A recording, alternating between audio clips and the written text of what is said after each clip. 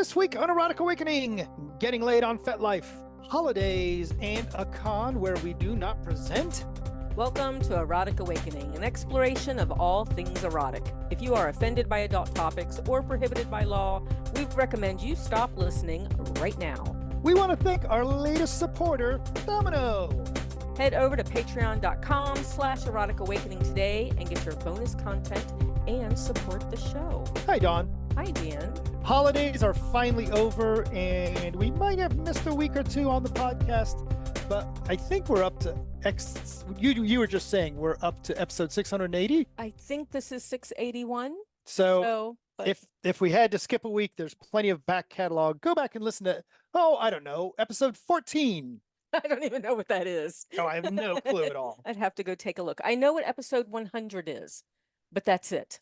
All the others, I don't know. So, and if you ever want to know, if you don't want to go look to see what different episodes are, feel free to follow us on social media, and we'll talk about our links of our social media at the end of the show. And I post different fetishes of like Fetish Friday and things like that, where I talk about a fetish and what show that's on. Nice plug. Ooh, isn't it? Speaking of nice plug, how's that for a segue? So, Dawn, when you and I remember you and I presenting around the nation saying, have you heard about this Fetlife thing? And a couple people saying, yeah, me too. Yeah. And then at some point, I remember saying to take a poll of the class. And there was a point where there's 50% of the people in the class were now on Fetlife. Mm-hmm. I think that people that came into the community in the last 5 years or so might not realize there was a pre-Fetlife community, Right. It wasn't always there. It's only been around since what, 09, I think? Maybe something like that. I would have to go back and look, and maybe I'll put it in the show notes. And we've been in this since 99. Mm-hmm. So there was a good 10 years. I mean, like the first half of our relationship, our exploration to kink was before Fetlife was even a thing. And it's really interesting to recognize now pretty much everybody's on Fetlife. Even the people that rage quit Fetlife, they're always coming back a couple months later. There's a couple competitors out there, but nobody who's really made any kind of impact. No, and this is where you find the events. This is where people advertise their events. This is munches and people and groups and yes. But even more importantly than that, did you know that Fetlife is a place you can go to get laid? I would argue that, but let's talk to someone else about it. Let's do that. Fortunately for us on the podcast tonight, we have Stella Von Domme joining us. Stella, thanks for being on the show. You're so welcome. Thank you for having me. I appreciate it. And you actually pitched a couple of different things that you wanted to talk about, but I was particularly taken by the topic of how to get laid on Fetlife. And certainly I am aware that is why some people are there. And you know what? I do want to start off with the question for you. If Fetlife was made as a dating app, it's a pretty poor one. And I don't think, at least, I don't know about most, but many people don't see Fetlife as the purpose of it to get laid. So what's your take on Fetlife? Okay. Well, it's absolutely not. You're 100% correct. It was not meant to be, and still really isn't meant to be a dating app. Not any more than maybe Facebook or Instagram or any of them the other ones are. But here we are. People go on there and they're looking at each other's porn. They're reaching out. I am looking for this. I want to get laid tonight. There are, events for gangbangs. There's events for all sorts of things. And people are reaching out to each other in very sexually suggestive ways. And they're looking for these hookups, or they're looking for relationships. And to be honest, the title of this particular conversation, it's a little clickbaity, but it was kind of on purpose, because the hope was to reach out to those who really go about this so badly. If they're looking for something, they're looking for a partner, they're looking for a play partner, they're looking for a sex partner, they're looking for whatever.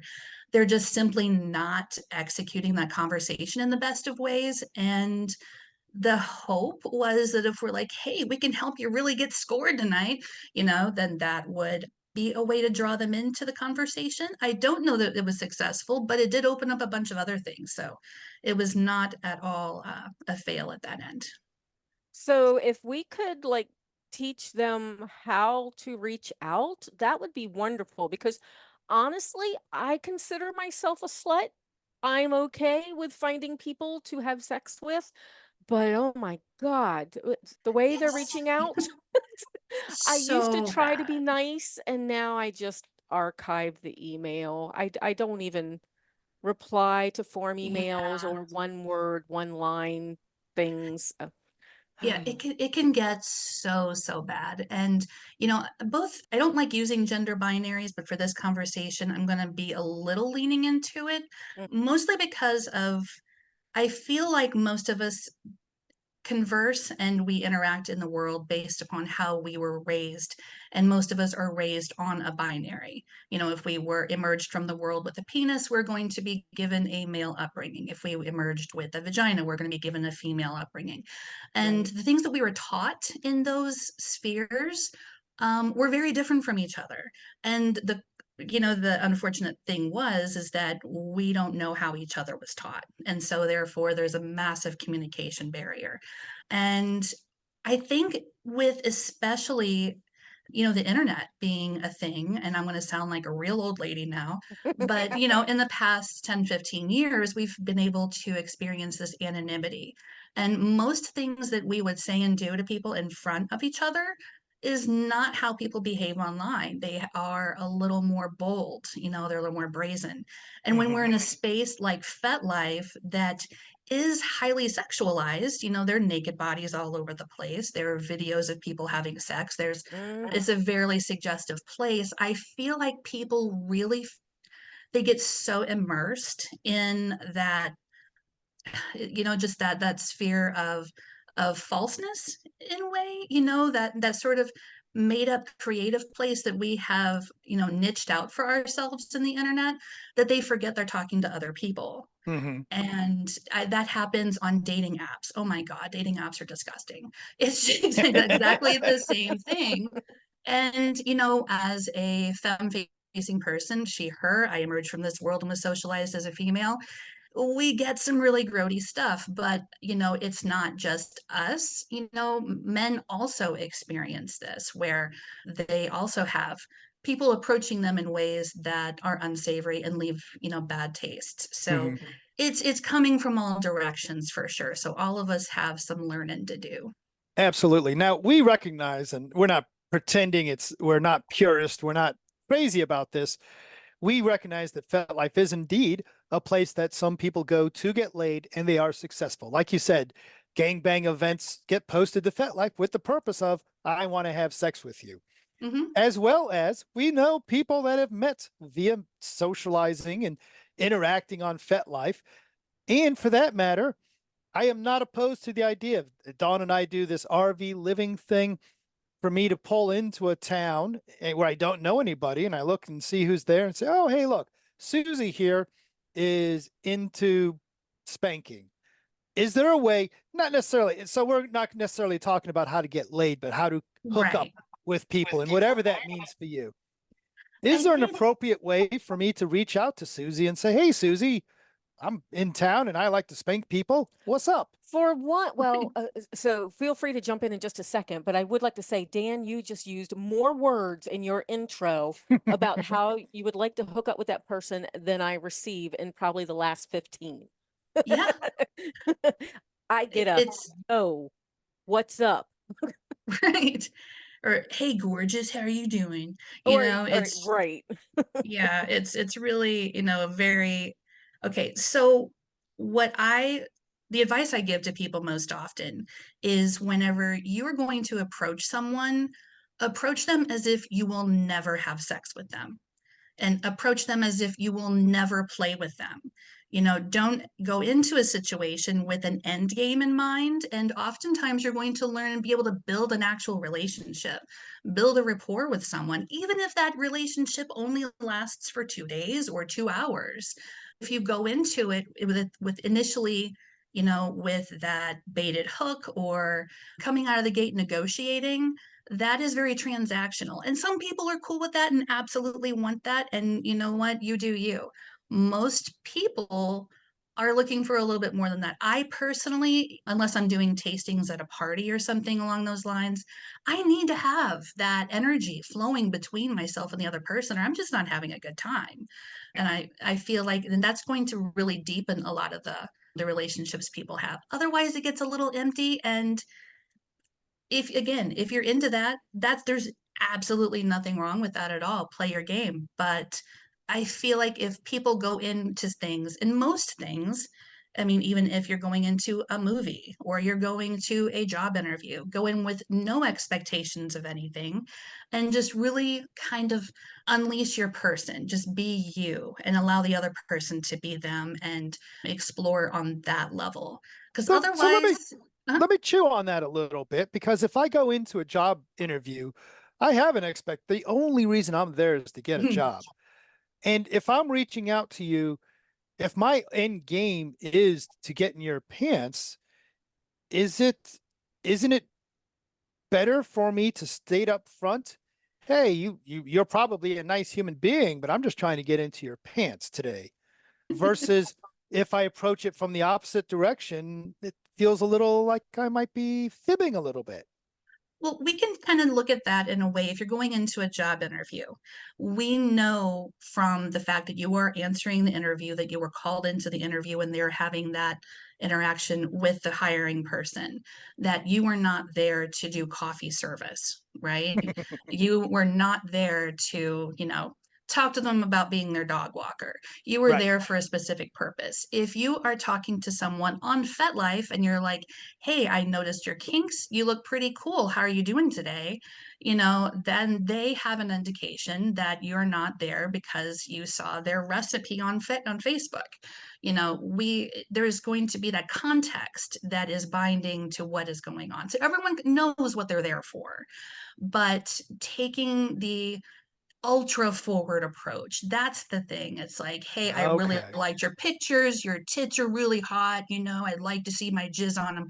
I'm hoping I'm not, saying too much, No, you're getting fine. too gross. But, that approach versus, hey, Susie, what's up? I see that you're going to be at this event. Can I say hi to you? That's an entirely different approach. That opens things up and opens it up to a place of safety, allowing vulnerability to happen, allowing for you to have a better scene in the end.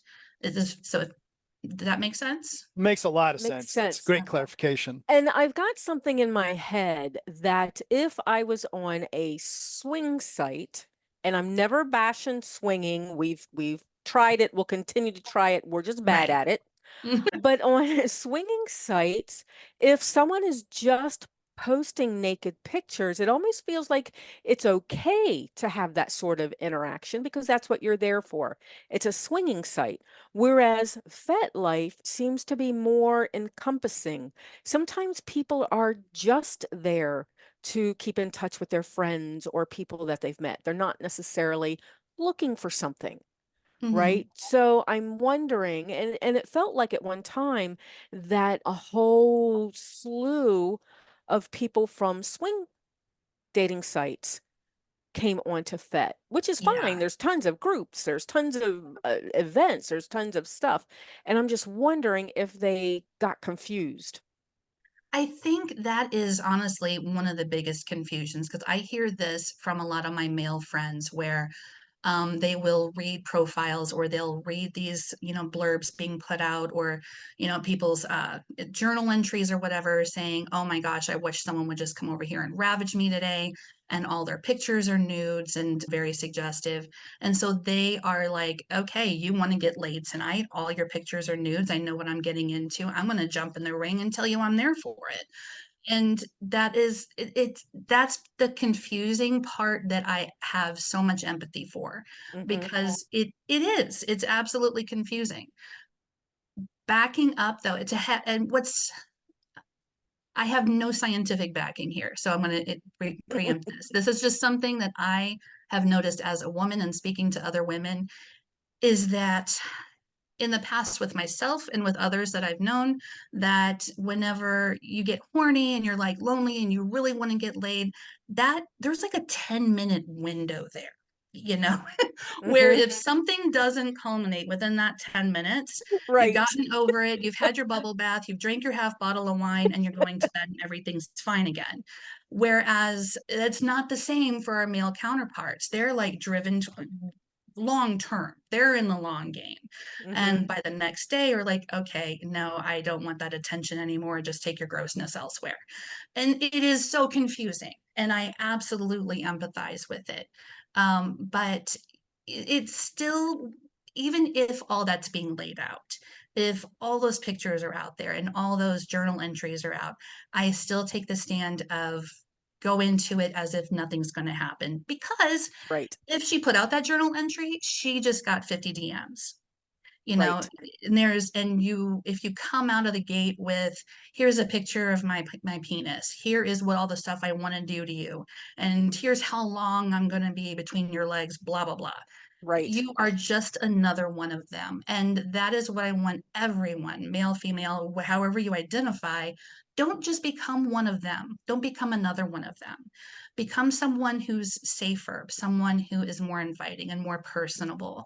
You know, you want to create that sense of safety. You're wanting to go into something and say, how do I want this person to feel? Because I have had someone, and it doesn't happen to me often. I get the grody DMs and things like that.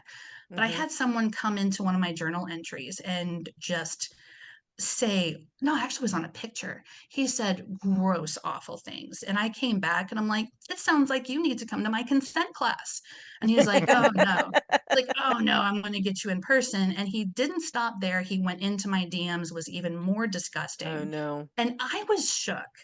Like, Mhm. just felt entirely violated because there was nothing I can do about it. Obviously, he could come in, he could make these comments, and he could do whatever he wanted to me, and there was nothing I could do about it. That is not the way we want to make people feel. That is not going to get you laid. It's not going to get you friends, you know, regardless of seeing people naked. So if we go into situations and we're like, just expectations wide open, and how do I want to make this person feel? How do I want them to receive me whenever I'm in their presence? Do I want them to cringe and go off to the other side of the room, find the biggest baddest guy to latch onto all night so that they feel safer? Or do I want to be approachable? Regardless of what site we're on, I feel like those are some things that we really need to keep in mind. I like all of that. So, and I'm going to also throw out there that if you write me and you have something in that writing that shows that you paid any attention to my profile, Mm-hmm. that's a plus. I Right. mean, I will have submissive men write me where it's my profile specifically says I'm a slave, and things like that. They just have not even taken the time. Now, granted, my profile is super long. I try to Mm-hmm. write a too long didn't read blurb Mm-hmm. at the Right. top, Right. right? But man, at least get that far. Show an interest, not just a fishing net. Yeah. And with on the flip side where the men are receiving Hmm. and the femme identifying people are approaching them. I'm friends with so many men, and I get this all the time that they're constantly being bombarded with clickbait, subscription seekers. Oh. And it's really sad. Like, I'm a femdom, I'm a prodom, I have that listed on my profile. If you want to approach me for this, I give instructions on how to approach me. And so I'm not hiding this. If we have this conversation, it's going to be tribute based, right? With There are so many times these guys, they get these women coming into their DMs and they're talking to them. This can go on for days. And then, oh, well, let's meet up. If you just send me $40 for gas money, I'll totally meet you there. Hmm. Or, if you want to see more of my stuff here, hit my subscription up. We'll be able to see each other every day or whatever. They oftentimes have that ending of give me money and then we can be friends. So Hmm. obviously this is I prefer transparency and upfrontedness. I know plenty of friends that do pay for pictures and do pay for videos, so this isn't something that you're necessarily going to be missing out on. We're just creating big old jaded mess of people because, to them, all women are wanting money. And for women, all men are just wanting to get off. And that absolutedness is also very not the best headspace to be in because it's untrue. Not all women are after someone's money, not all men are after getting laid. Some people want those relationships. My fiance I met on Fetlife. We're Right. Awesome. perfectly happy and living a great life. And so it can happen and those people are out there. But that's that jaded mindset on all sides of the spectrum it's warranted. I'm not going to say it's not something. It's the stereotypes are there for a reason, but it isn't an absolute situation. There are really good people out there. It's just a matter of teaching them how to find each other. So let's go there. What is the appropriate way? And we are gonna genderify this a little bit. Okay. How should a female-bodied person reach out to someone? Is there a skillful way to do that that will not lead them to think, another scammer, another person who just wants my money? Well, I think it goes into what Dawn had said. If the person has a profile that has some context to it, pull from that context. Or if they have some pictures and maybe there's something in the background, or you happen to recognize the space. Hey, was that taken there? Do something that brings a personal touch to it, because a lot of times with men reaching out to women, they're going to have that one blurb and they're going to copy paste to about 100 different profiles and see which one sticks. I have a feeling that a lot of those that are seeking financial situations are going to be doing similar situations as well. So with on both sides, again, approach someone as if you're wanting to make your best friend ever. You want Okay. to learn more about them. You want to and dig into what they have. If you're like, you see a fetish or something and you've never heard of it before, just be like, oh my God, what's that? How do you do that? Do you have any Right. links to that? So just taking things on a more personal level versus, the impersonal route that we've been talking about. And Mhm. then how about receiving?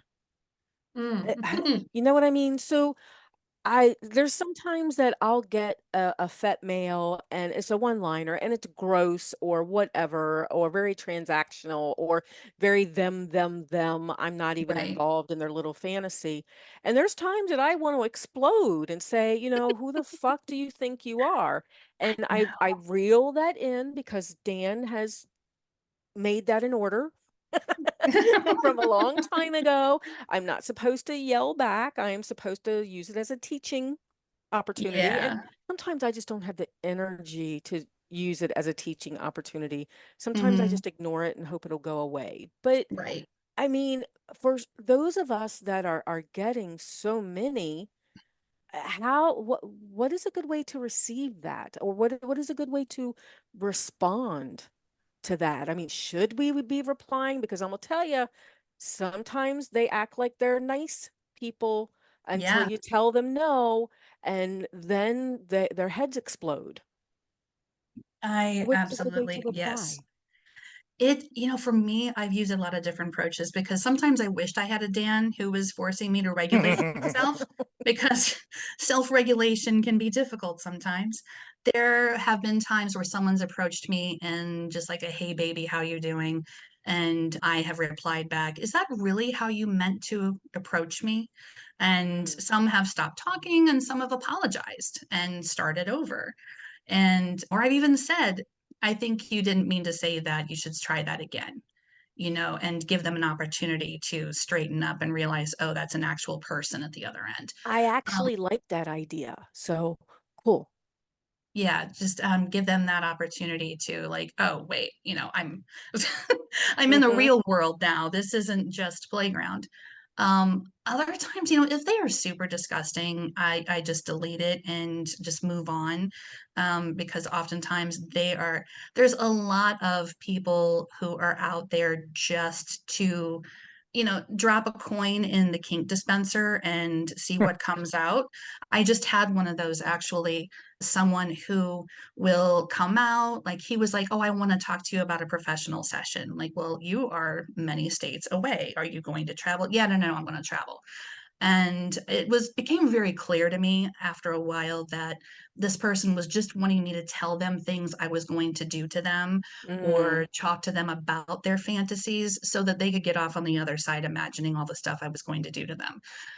Please do not do this. I mean, if you want to, there's a lot of ways to get that met. And, if you can't afford a in-person session, that's absolutely reasonable. It can sometimes be a lot less expensive to go on some of the websites where women will talk to you and you buy a per minute or per hour or whatever. You can get those things met in other ways. Do not go on and just abuse people through DMs. It's just so gross. It's absolutely gross. In which case, again, block, delete, or, sorry, the dispenser's run out, do something. Sarcasm for me, it's a defense and it's also a weapon. You can use it however you choose. But I feel like in a lot of ways, and this is maybe me just being too empathetic, that people are engaging in those types of conversations or they're engaging in those activities because they're not happy, because they're unfulfilled and they're sad. I don't feel like it's my job to make them more sad. So, Agreed. to make their lives worse is not going to make the situation better. Probably quite the opposite. So, if I can diffuse it a little bit, that's cool. If I feel like this person is, I hate, being like all like passing judgment, but redeemable, if the situation looks like it can be salvaged, I'll try to do something about it and make it a teaching moment. I'm studying a lot with language. And so I might ask some questions like, hey, what made you think that was cool? Right. If you're not willing to take that time, that's absolutely reasonable as well. You didn't ask for that. So, blocking and deleting is one the easiest way to rid yourself of that situation. Sadly, not everyone took my class, so it's going to continue to happen, and we're just doing the good work as best we can. Nope. Nope. And I agree with you. I do have empathy sometimes. Sometimes you Right. can kind of feel the energy behind it, that maybe they're socially awkward. Maybe they think they're on a different site and a one-liner for a hookup is the way to go or something like that. Sometimes I can feel that out, or at least think I am, and give it a reply and something, but that doesn't Yeah. always work. So one more question for you, if you don't mind. Sure. What would you recommend if I want to make my profile stand out in a positive way? I want people to look at that profile and say, well, this guy's, I don't know, to have some kind of a positive reflection on it. How would you do that? Yeah. So instead of just opening up someone's profile and it says, ask me anything. Right. Yeah. It's like, I'm sorry, giving you already all lost the work. interest. Right. Right. Yeah. If you're like, oh, I don't know how to do these, just ask me stuff. Well, give me a reason to ask you things, Exactly. Okay. So all right. I love men. Let me just, I absolutely love men. I am a champion of men. I have so much empathy for men, but dudes, okay, the dick pics have got to stop. I promise you, I'm as proud of it as you are. I celebrate it. It's great. It's wonderful, but we don't need to see it from every angle imaginable. It's stop it. There are so many profiles out there that have like literally almost every picture, and that's unnecessary. One or two, absolutely, throw it out there. That is not your profile picture. However, I don't care if your dog is your profile picture. We do not need your penis as a profile picture. That is 100% a turnoff, and in some cases will get you blocked from groups. I used to be part of a group that the administrator was like, no, if your picture is a dick pic, then I won't even let you in. So keep that in mind, that how you present yourself on that could go way beyond just your personal interactions. And I love when people put their vanilla interests in the groups, because we're more than just our kinks. That is probably in a lot of ways a very, very small part of who we are. So what kind of board games do you like to play? What's your favorite movies? What are your clubs and interests that you do? What's your music? All of those types of things. I love seeing those in profiles. That gives you the meat and substance for someone to draw from and have a meaningful conversation with you. Starting out, and honestly, whenever my partner reached out to me, this is what my profile looked like, and I still don't understand why they talk to me. Because having that in the beginning, if you don't read my profile, I'm going to find out right away and I'm going to be mean and blah, blah, blah, blah, blah. Just basically berating everyone because you've been jaded and aggravated and just, emotionally destroyed by everything that happens in the world of dating profiles and Fetlife and all the things. Don't do that. I get it. I absolutely get it. I've done it. But, right now, mine at the beginning says, please read below. If you don't, I will know. And then I go on to just talk about my stuff, just a one-line thing. I'm kind of giving you a heads up. You should read what's going on below there. But if you don't, I'm probably going to figure that out pretty quickly. And read the profiles, read the stuff. If we take the time to put things in there, and you really, really, really want to meet people and you want to have those engagements, if you want to get laid, if you want to have a play partner, if you want to have that DS, take the time. These are relationships. These are all relationships, and relationships aren't, you just don't walk into them most of the time. Sometimes you can.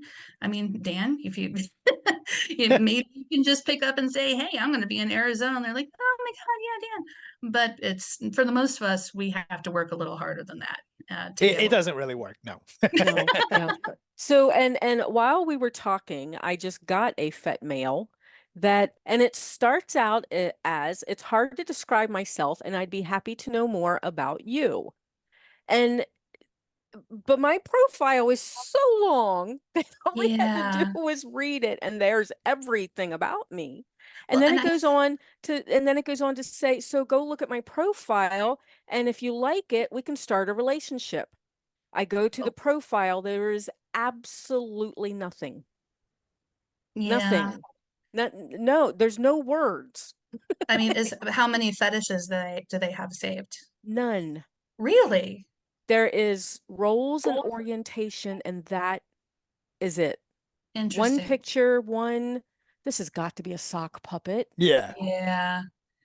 Yeah. And we're, again, one of those cut and paste kind of things where this person's just sitting there and, right. throwing things out to every DM they get a hold of. Exactly. And if I can, one other thing that would like to talk about people not doing, and because this is kind of, in some circles and for people can be quite offensive actually, is demanding an honorific, either a bottom or a submissive demanding a top to accept that they call them master, mistress, sir, whatever the situation is, or a dominant, a top part saying that you must call them sir, daddy, mistress, whatever, without first engaging and agreeing that this is a direction. Because again, that's kind of important. That is, for some people, is a very vital part of how they interact in this community. Those titles are everything, and they're earned. They are not only earned from the top, they're earned from the bottom. And being able to dominate and absolutely demanding, or coming into a DMs and saying, mistress, I want to serve you, or sir, will you paddle me tonight, or something along those lines. You haven't earned that. That hasn't been discussed. That is a relationship. That's, in some cases, that's as strong as a husband, wife, partner type title. So don't do that either. It's not endearing for some people. It isn't, it doesn't enrich a situation. It's actually kind of off-putting for a lot of people. So I just wanted to throw that out there because that's something that also kind of grates on a lot of people. Absolutely. Yeah, absolutely true. Stella, obviously you have more to say about this topic. And prior to the podcast starting, we were talking about some of the different events that we were both presenting at. If people want to get a hold of you to have either the consent conversation or have this presentation, or for any other reason, how do people get a hold of you? You can find me on Fetlife. It's Stella _ Von Domme. And I am going to be Teaching live at Kingfest, which is at the end of March here in Portland, Oregon. I'll be teaching 2 classes that weekend. It's going to be amazing. Otherwise, I teach a monthly consent class on Zoom, and those are run through not only Fetlife, but also Forbidden Tickets. So you can find me there. So those are the 2 main ways to find me at this point. Fantastic. Well, thank you for chatting with us today. Hang out with us uncomfortably for a little bit while we wrap this up. Dawn, as I just mentioned, we are going to be out and about presenting in places like Maryland, Tucson, Ohio, Pennsylvania, Florida. But what if Stella said, I want to come meet you in person? How would she remember all those places? Keep up with all of our events, book news, discounts, and more via the Erotic Awakening newsletter, and get an EA shout out. Like Domino from Ohio, Jeffrey from Alaska, Erica from Massachusetts, Amanda Rose from Bali, and Carrie from Missouri. Awesome. Head over to eroticawakening.com and subscribe today. And I don't want to say anything that you will assume that you have permission, but I will say Domino. I know Domino. Domino gives good hugs. Domino does give a good hugs. So indeed. So this is the week between Christmas and the New Year. So this is kind of like Christmas always sneaks up on me because I always feel like this is the holiday week. Does that make sense? Mm-hmm. So I did not get any memes out. I didn't reach out to friends, or I didn't even get holiday cards sent out this year. Instead, I sent birthday cards to the people that I know have birthdays around this time of year because they always feel left out. They do indeed. I know that it took me a little bit by surprise, and I poorly planned in that I believe on December 24th, I asked you for confirmation. Are we exchanging gifts this year? Had you said yes, my next statement would have been, yeah, I planned on it. By the way, I have to stop at Walmart. So no, we don't do gifts. We are on the road in our RV. We have no room in here for gifts. And we are doing so many trips and fun things that's my gift with you. Aw, that's very sweet. Stella, do you do the Christmas thing? Do you do the gift giving thing? And did you get a good gift this year, if that's your thing? Oh my gosh, yes. My fiance's family does gifts super hard. And yeah, I got a lot of fun gifts. Plus, I'm so excited. I got a big flogger roll. So it's like the big roll that you put your floggers into. Oh, yeah. nice. Because my floggers are just like dying, falling into the bottom of my bag. So myself and my floggers are super excited about that. Fabulous, fabulous. So, well, we got to spend the time because you had off work, Dan. So we spent the time with our friends Kevin and Katie, and the pack from Phoenix came down, and we spent time with them as well. So fun was had by all. We played Sith and Bocce. I never pronounce it right. Bocce ball, and putt golf and all that type of stuff. So we had a blast. And we ate all the animals. We did eat all the animals. We had so much meat of different kinds. Ostriches. Yes. Carnivore. Venison. And carnivore. All the animals. Carnivore all the way. We have a few in our group that are carnivores. So all the meat. Sorry, vegetarians. We have stuff coming up. We are getting ready to pack for Charmed in Maryland. So this is going to be a particularly weird event for us. It is. It is the first event that you have been to in how long that you were not there as an invited presenter? The presenter, the only other kink event I've been to where I've not been presenting was back in the early 2000s for Ohio Leather Fest, and I was still a demo bottom. So it's not like I didn't have nothing to do. I had Jay Wiseman used me as a demo bottom. And who was the other? John Warren. John Warren and Jay Wiseman back in the day. So yeah, so this will be my first event. And there are so many classes that I want to take. And once again, they're all across from each other. So of course, we will see how that goes. But I plan on having a great time in Annapolis, Maryland at Charmed in a couple of weeks. And it's close to my family, and my sister's going to come visit me. And I'm glad she knows everything I do. Although, because you can't help yourself, you're still vending. Oh, that is true. But at least that's like an hour out of your day. Right. I've got my hooded aftercare blankets for the win. So, And since we are going to be in a hotel and it's going to be cold outside, everybody needs a hooded aftercare blanket. So I don't understand this question. Wants to know. So Oh, Anne Samuel, mhm. who has been a podcast listener for many, many years, Yes. wants to know if we're considering opening an LLC as a polycule. polycule. Right. So he sent me a link to a article, Mhm. and we've known about this before. We've heard about this before. And it's an article about how polycules, how polygroups are starting LLCs because they can't get legally married. Okay. So this is how they incorporate their finances together, how they're buying property together, how they're buying vehicles together, things like that. They start a business instead. And we have heard of that. But he specifically asked me if we had ever considered that. And I said no. We've got too much going on with the business and the whatevers and the whatevers. Would we consider that in the future? I don't know. But he just wanted to throw that out there to get my opinion on that of having an LLC, a business Yeah, and for your it's certainly, polycule. we spent 5 years sharing a mortgage with a poly partner Mm-hmm. where it was all based on just kind of, yeah, we love each other. We don't need contracts and stuff. And we talk to each other like, okay, so we're going into this and we're not signing contracts. We're trusting each other not to dick over the other person and things like that. And we really took it on faith. And we were very upfront that we were taking it on faith and then crossed our fingers. And it worked out okay It in that did. situation. But certainly, if anyone's ever done that, I would love to have them on the podcast. Stella, do you do the polyamory thing? No, I'm just going to say no because ours is very different, I Fair. think. Yeah. So There's cool. many flavors and ours is a different flavor. That's a great way to put it. Awesome. Awesome. So yeah, if anyone has done that before, we'd love to have them on the podcast. So And cool. and Samuel also sent you a comic strip. Yes. So this is all through Instagram.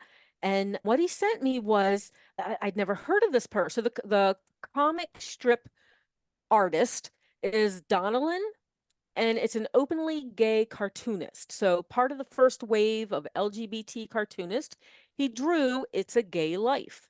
And it was a regular single panel cartoon feature in The Advocate for 15 years.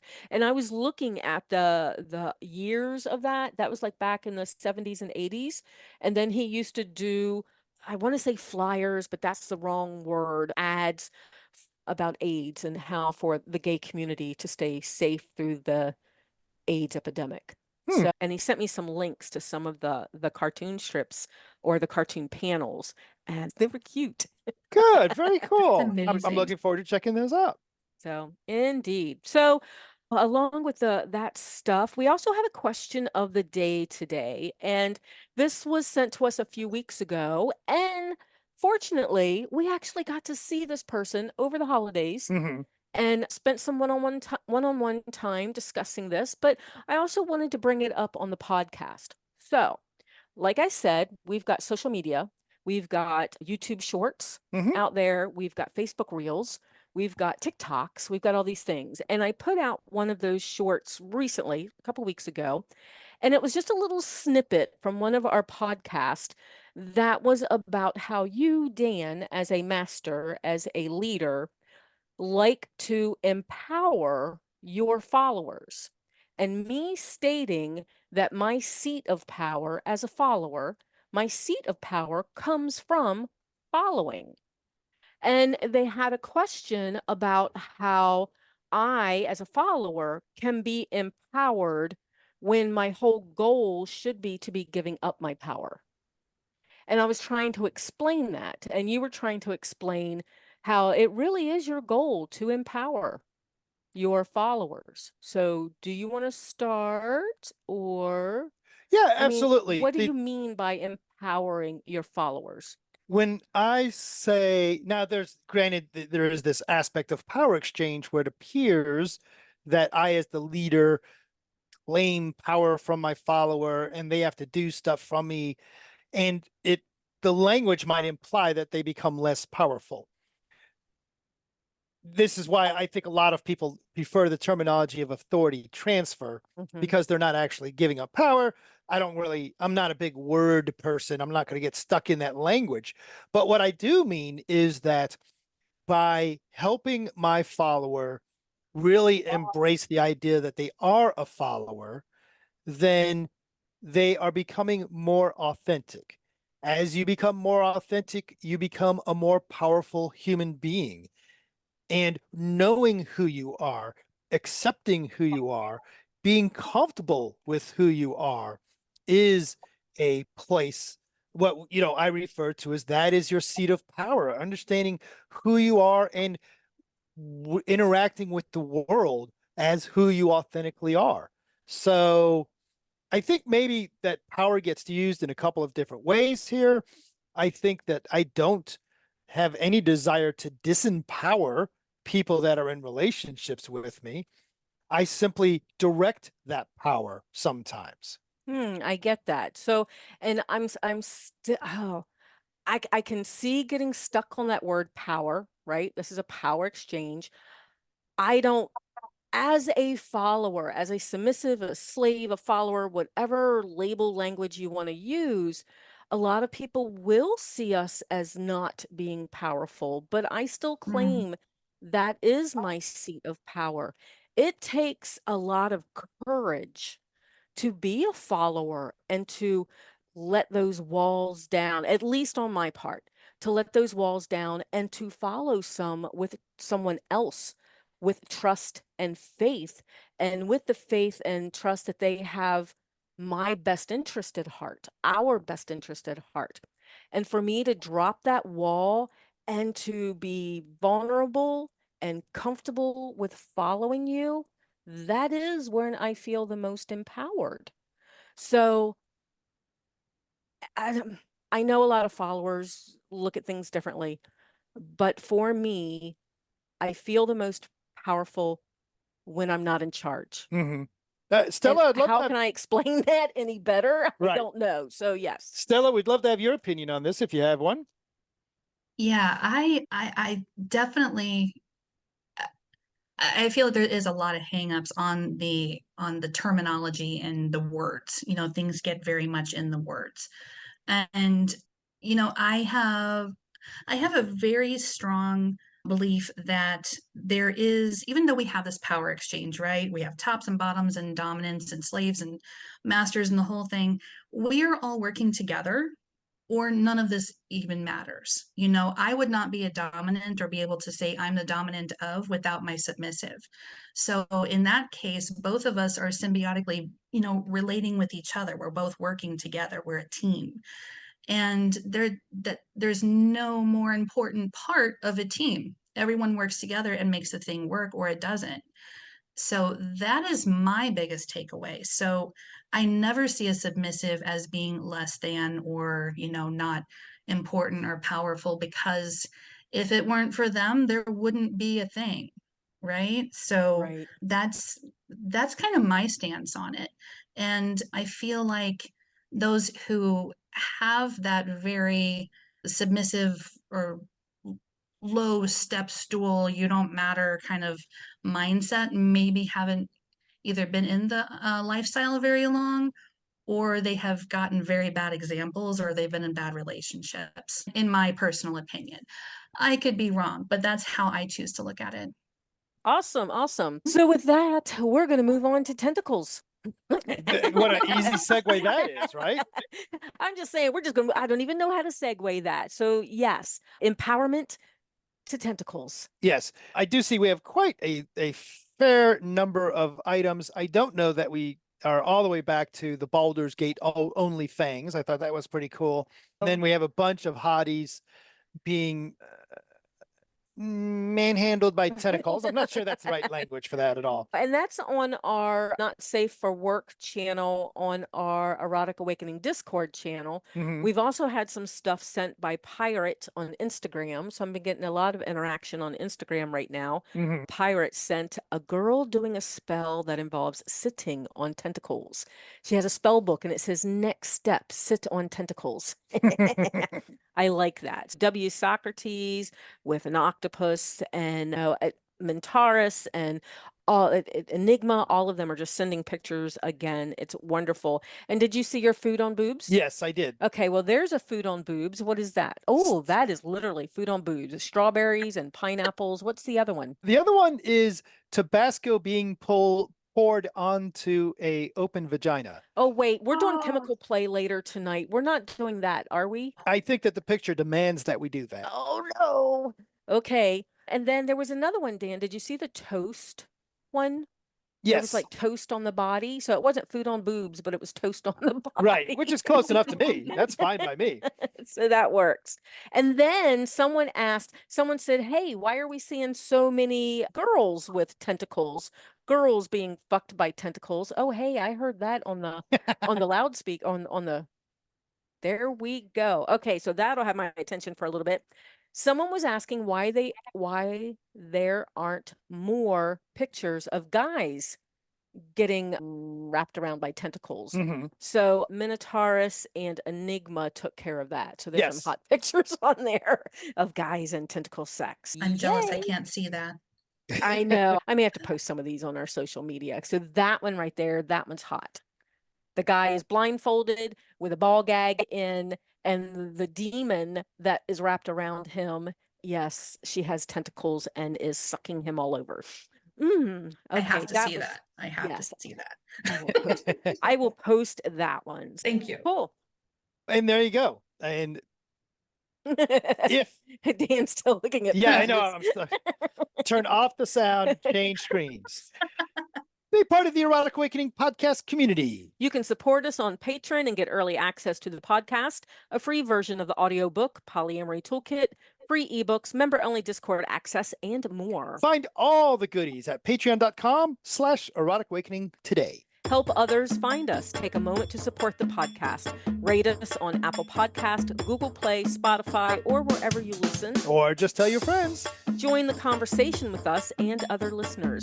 Use the links from the Erotic Awakening website for our growing Discord channel. And feel free to reach out to us. Contact us with questions, podcast comments, or just to say hi. We are Dan and Dawn on Fetlife. And Erotic Awakening on Instagram. Or just email us at dananddawn@eroticawakening.com. Bye, Dan. Bye, Dawn. Bye, Stella. Bye, Stella.